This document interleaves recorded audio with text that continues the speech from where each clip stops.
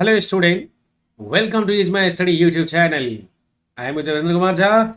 In this class, I am going to start the new topic: electric potential due to a point charge. So you know the concept of electric potential. It is a scalar field, right? Like the electric field. There is another scalar quantity you have. You know the concept. I have already given the link in the description, also in the I button. Please watch what is electric potential. क्या होता है आसानी से समझिए ये tagline है. लेकिन in today's class we'll understand how to find the electric potential due to a single point charge. So let's start today's lecture.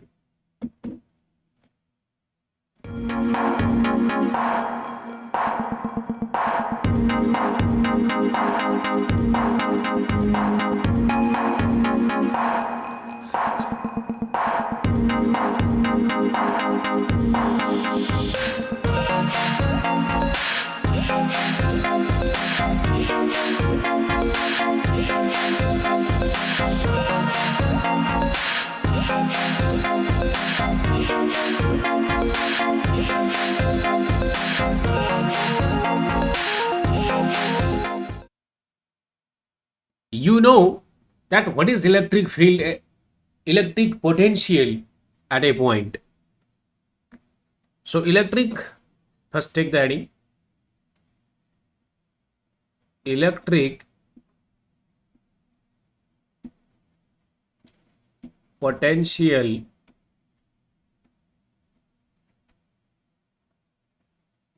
due to a point charge.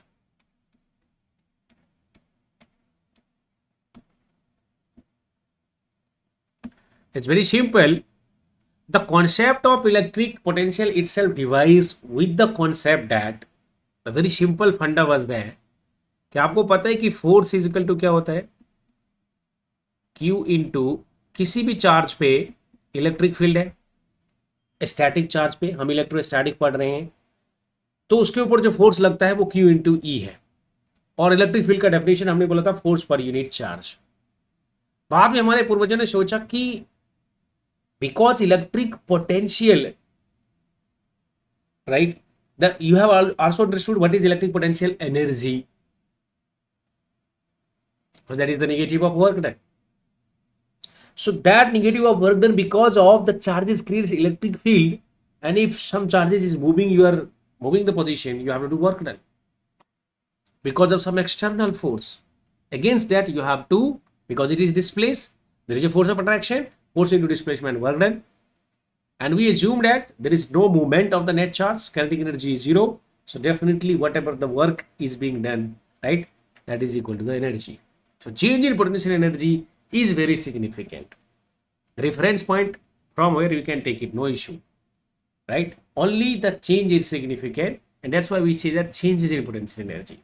We can also find the potential energy because of a single charge that you know. We will assume that we are bringing the charges from very far distance from infinity, and where you assume that the potential energy is zero. Now the electric potential itself gives the idea of the scalar field कि अगर इस force को अगर मैं Q से divide कर दूं, क्योंकि फोर्स इनटू डिस्प्लेसमेंट क्या होता है, वर्क डन होता है, और इस फोर्स को अगर मैं Q से डिवाइड कर दूं तो it will be another field, it will be independent of Q, and it gives and the relative idea of the electric field itself. So electric potential is another way to represent the electric potential, electric field at a particular point, but it is a scalar quantity, we know. Now to find the electric potential due to a point charge, we have to consider a point charge where it is, right? And then we have to define the electric potential.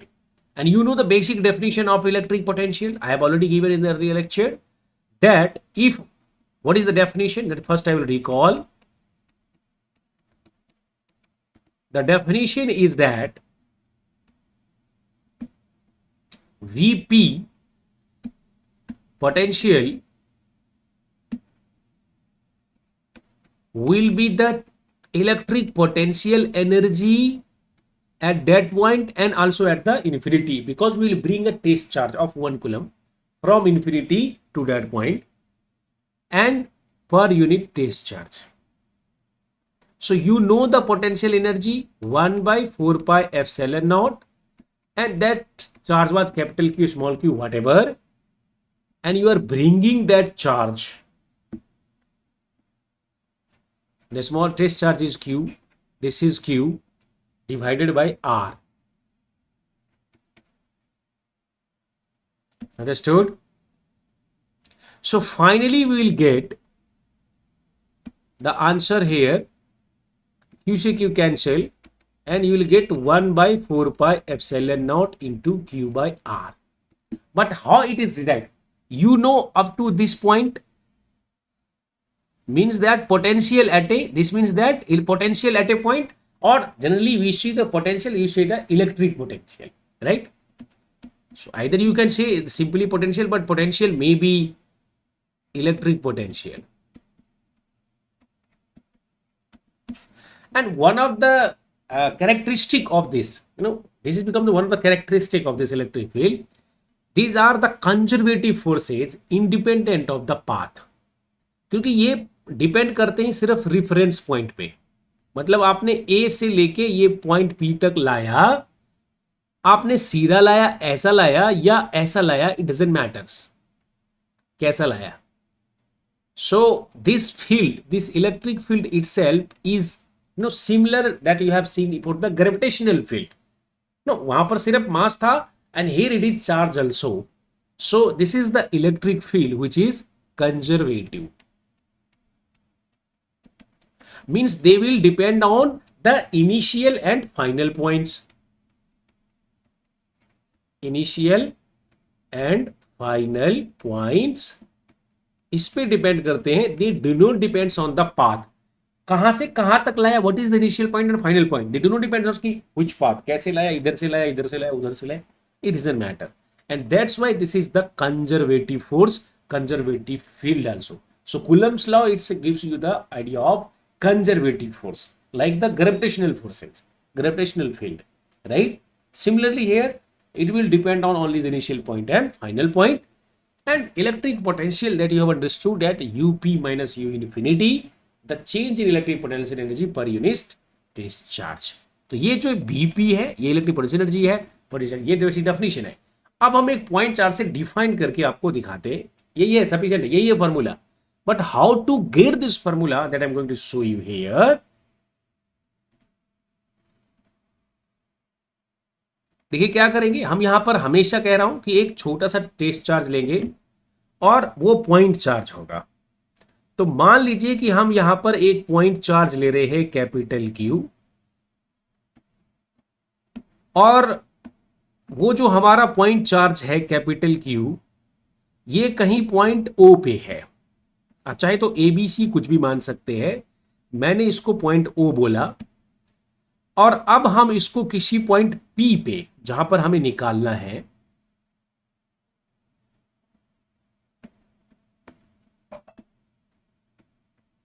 some point P where you have to find, you can take this line, ऐसा कहीं भी ले सकते हैं, ऐसा कुछ फर्क नहीं पड़ता.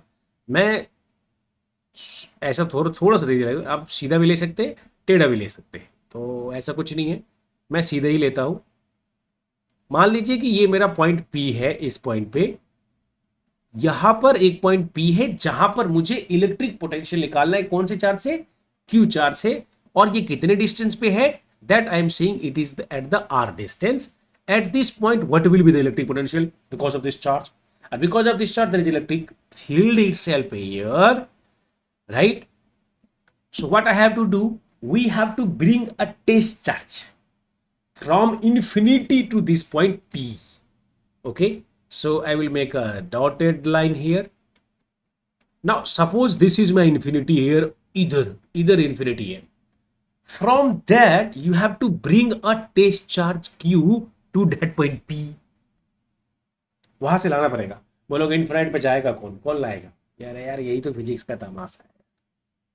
We assume, पर कुछ लोगों को assumption बेकार लगता है, कहते assumption is the mother of all fuck-ups. Anyhow, तो यहां पर हम देखेंगे कि ये जो प्लस Q है, यहां से हमने पॉइंट P तक लाया है. अब यहां से लाओगे तो यहां पर बीच में मुझे कोई इंटरमीडिएट पॉइंट से सम पी डैश हमने लिया, इंटरमीडिएट पॉइंट रास्ते में रोका, एंड देयर इज अनदर, मतलब छोटू सा डिस्टेंस हम इसके बीच में ले लेते हैं, एंड आई से this is my delta R dash, delta r dash. Why a delta r dash? I will tell you. So from this chart, because of that you want to find electric potential here, my dear, I say it, the distance is somehow from this to this is r dash. Fine. So you know that this is delta r, but हम क्या ले रहे हैं, उल्टा आ रहे हैं। मैंने इस पर डिस्टेंस कहां से लिया, हम आ रहे हैं इधर से आ रहे हैं, ये भाई साहब इधर से चल रहे, इधर की तरफ चल रहे। So you are take bringing the infinity to this point, so this will be a negative, माने अगर हम डेल्टा आर की वैल्यू देखें which is negative. Why negative? Because भाई इधर से आ रहे हैं ना, तो यहां से ये डिस्टेंस कम हो जाएगा और आर डैश ज्यादा होगा, और फिर से अगर हम यहां पर कोई डिस्टेंस लेंगे तो वो कम ही होगा, है। यहां से मान लो ये 5 सेंटीमीटर है तो ये 4.8 हो जाएगा ओ से, right. So that's why the delta R will be from this to this will be the negative, understood. So because work is independent of the path, अगर आपने टेढ़ा लिया, अगर मैं इसी लाइन पे लिया होता, जैसे एनसीईआरटी किताबों में ऐसे लिया हुआ है, तो इससे कोई फर्क नहीं पड़ता, ठीक है। सो जो हमारा यहां पर वर्क डन है which is independent of the path, which is conservative force, independent of path. So here we know that delta p is our here negative, तो इसलिए हमने एक ये पाथ रेडियल डायरेक्शन में लिया हुआ है, किसी भी डायरेक्शन में हम ले सकते हैं, मैंने ऑलरेडी आपको बोल दिया। So at the point p dash the what will be the electrostatic force per unit charge, क्योंकि अल्टीमेटली इलेक्ट्रिक पोटेंशियल का डेफिनेशन हमें पता है, पोटेंशियल एनर्जी होता है, और पोटेंशियल एनर्जी के लिए हमें वर्क डन लेना पड़ता है, और वर्क डन के लिए हमें फोर्स लेना पड़ता है। तो शुरुआत कहां से करेंगे, हम फोर्स करेंगे। So what is at point P dash, what is the electric force,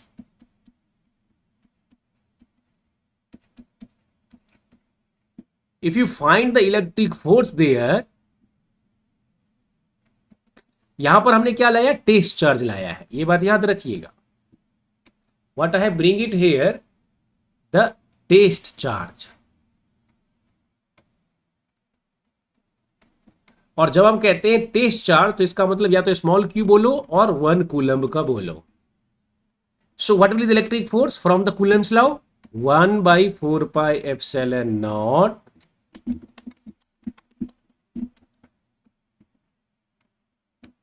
1/4 pi epsilon naught into, right, capital Q small Q by R square, this vector quantity, and the direction will be R dash का square हो जाएगा, R dash हमने माना है, R dash का cap, so it just gives the direction, unit vector, इसका magnitude 1 है, okay fine. तो आर डैश, क्योंकि यहां से डिस्टेंस क्या था R dash, so R dash का कैप लिया है, is a unit vector that gives the direction of the force. Next, so this is the force. Now what is the work done? The work done will be either dw or delta w. You can say if you are taking dr, हम sir delta w कब लेंगे, dr कब लेंगे, यहां पर मैंने delta r लिया है, अगर आप dr लेते हो तो यहां पर dw ले लो। Here you have taken the delta w, so you should take similar to that. So delta w will be force, क्या होता है वर्क डन, क्या होता है force into displacement, so q by 4 pi epsilon naught into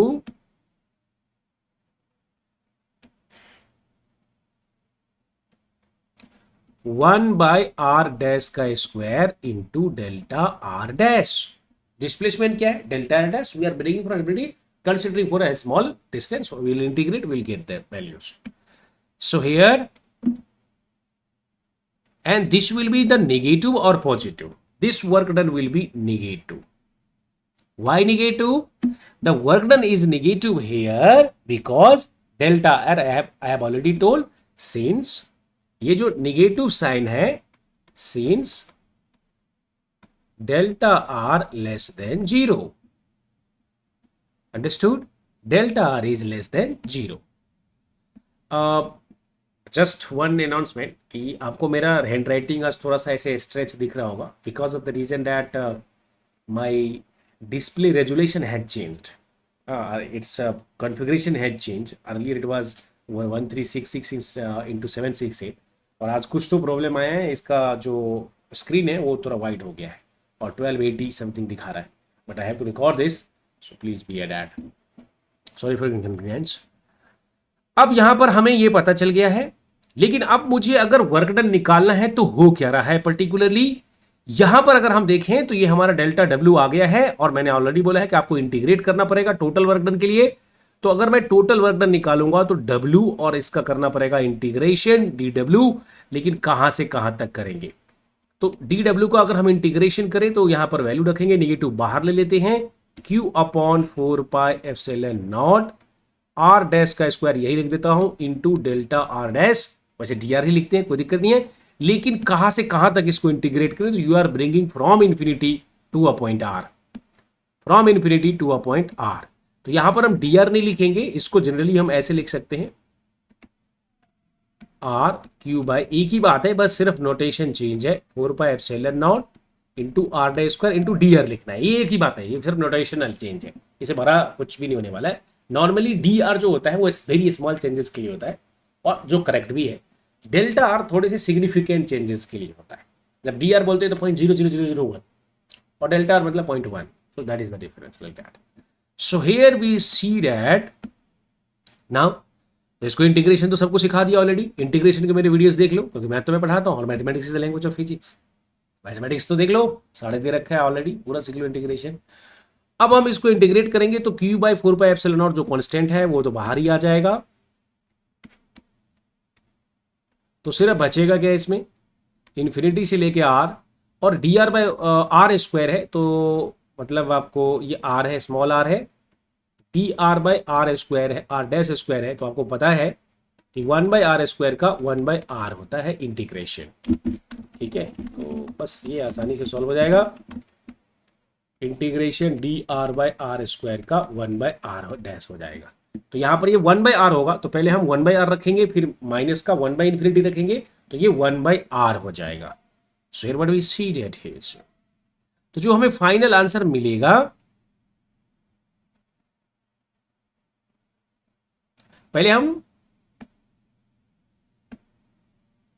और minus भी आता है इसमें, एक सेकेंड. ये जो D R by R square है तो एक्चुअली में ये -2 होता है, तो ये -1 बाई आर होगा. तो ये माइनस पहले से ही है तो ओवरऑल ये प्लस हो जाएगा Q by 4 pi epsilon naught into 1 by R dash और इसको हम लिखेंगे इन्फिनिटी से लेके आर तक. ठीक है, तो हम पहले आर रखेंगे फिर 1 बाई आर हो जाएगा, -1 बाई इन्फिनिटी 0 हो जाएगा. जो हमें फाइनल आंसर मिल रहा है W is equal to Q by 4 pi epsilon naught into R dash. Understood?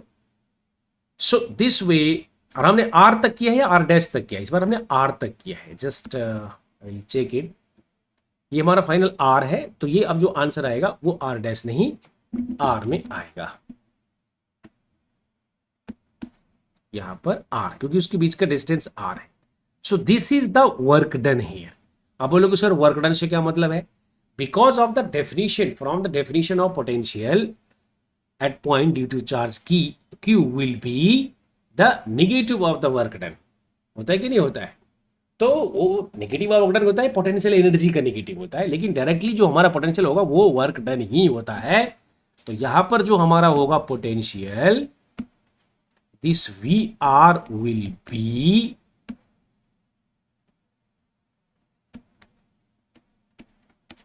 Four pi epsilon naught into R. तो potential energy per unit test charge बोलो या सिर्फ वर्क डन बोलो, ये आपको मिलता है इलेक्ट्रिक पोटेंशियल एट P। तो ये क्या है? Potential at point P due to charge Q। What is this? Potential at P। जब हम पोटेंशियल कहते हैं तो electric potential at P due to point charge Q। तो क्या था, जरा फिगर में देख लेते एक बार फिर से। ये था फिगर हमारा, पॉइंट चार्ज हमने Q लिया था और इसकी वजह से पॉइंट P पे पोटेंशियल क्या था, where the point P is at a distance of r, small r from the Q. So if any point is at a distance of r from the given charge, say here capital Q, then the electric potential will be Q upon 1 by 4 pi epsilon naught into R. Understood? If you want to see the unit, what will be the unit here? देखो 1 by 4 pi epsilon naught है, तो epsilon naught का भी unit होता है, आपको पता है 1 by 4 pi epsilon naught constant में चला जाता है, चार्ज का कूलम्ब होता है और इसका मीटर होता है, R का SI यूनिट। ठीक है, so we'll see it later.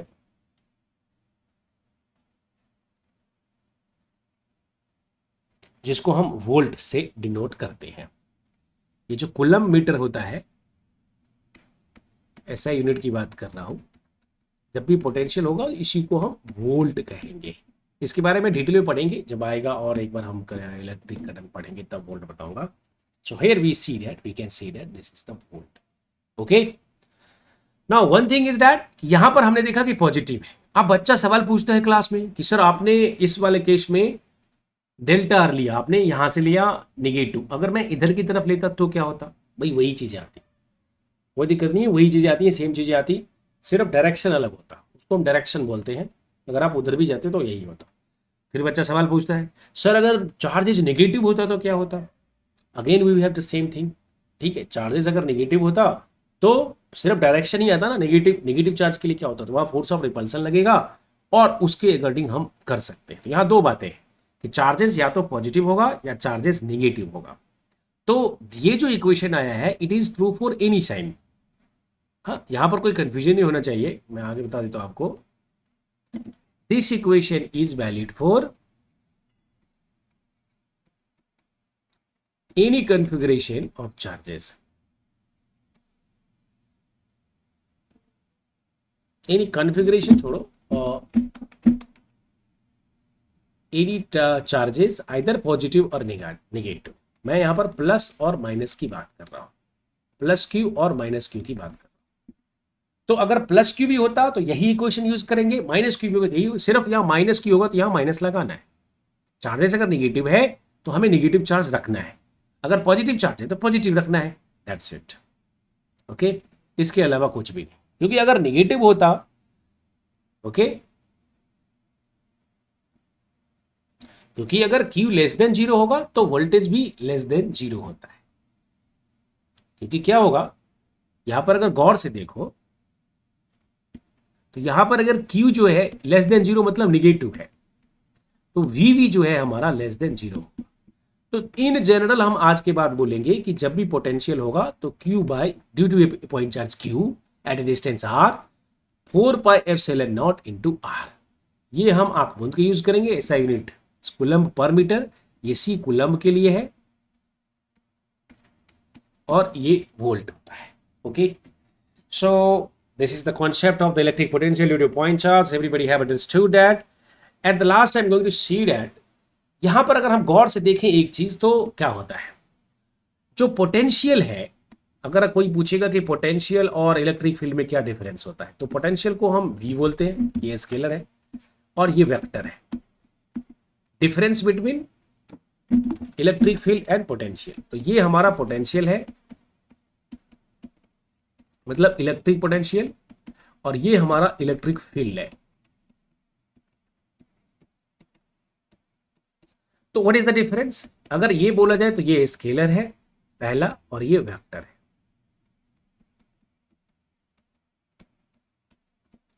और ये क्या है? वेक्टर है। तो एक स्केलर और एक वेक्टर। दूसरा, इसका फॉर्मूला में डिफरेंस है, ये प्रोपोर्शनल होता है 1/r के, ये प्रोपोर्शनल होता है 1/r स्क्वायर के। ठीक है। So how it varies is, कैसे ये वेरी करता है, इसका मैंने एक ग्राफ दिया है, अभी आपको स्क्रीन पे दिखाई देगा। मैं ग्राफ यहां पर बनाऊंगा नहीं। 1/r और 1/r² कैसे होता है, कैसे इलेक्ट्रिक फील्ड वेरी करता है और कैसे इलेक्ट्रिक पोटेंशियल वेरी करता है, ये आप देख सकते हो इसमें किसी भी पॉइंट चार्ज Q की वजह से।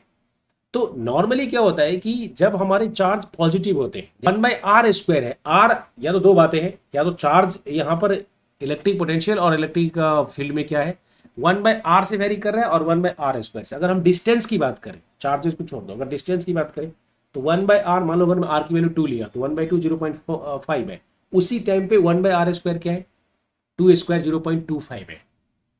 क्लियर चीज। तो जितना मैग्नीट्यूड इलेक्ट्रिक फील्ड का 1/2 मतलब 1/4 हो गया और ये 0.5 है, तो ये ज्यादा होगा वैल्यूज, इलेक्ट्रिक पोटेंशियल ज्यादा होगा। ये क्या हो रहा है, इलेक्ट्रिक फील्ड मान लीजिए कि मैं कहता हूं फॉर एग्जांपल r की वैल्यू 2 ले लो, तो ये इलेक्ट्रिक पोटेंशियल है, तो v की वैल्यू क्या हो जाएगा अप्रोक्सीमेटली 1/2 मतलब 0.5 टाइम्स, मतलब आधा हो जाएगा। और उसी टाइम पे जो हमारा इलेक्ट्रिक पोटेंशियल है वो 1 मान लो बाकी चीजें कांस्टेंट है, चार्ज बात सेम है, तो 1/4 हो जाएगा, 2² हो जाएगा है? यानी ये पहले लिखना चाहिए 0.25 हो जाएगा, तो ये कम हो गया ना।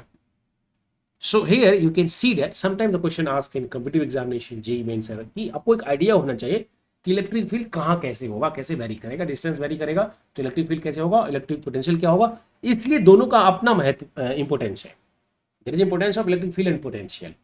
तो इलेक्ट्रिक पोटेंशियल भी रिफ्लेक्ट करता है इलेक्ट्रिक फील्ड को, ऐसा नहीं है, ठीक है। लेकिन जो ये कॉन्सेप्ट आया था कि so see you in the next class guys. अगर ये मेरा वीडियो अच्छा लगा है तो इसको लाइक और सब्सक्राइब कीजिएगा। मिलते हैं हम अगले क्लास में,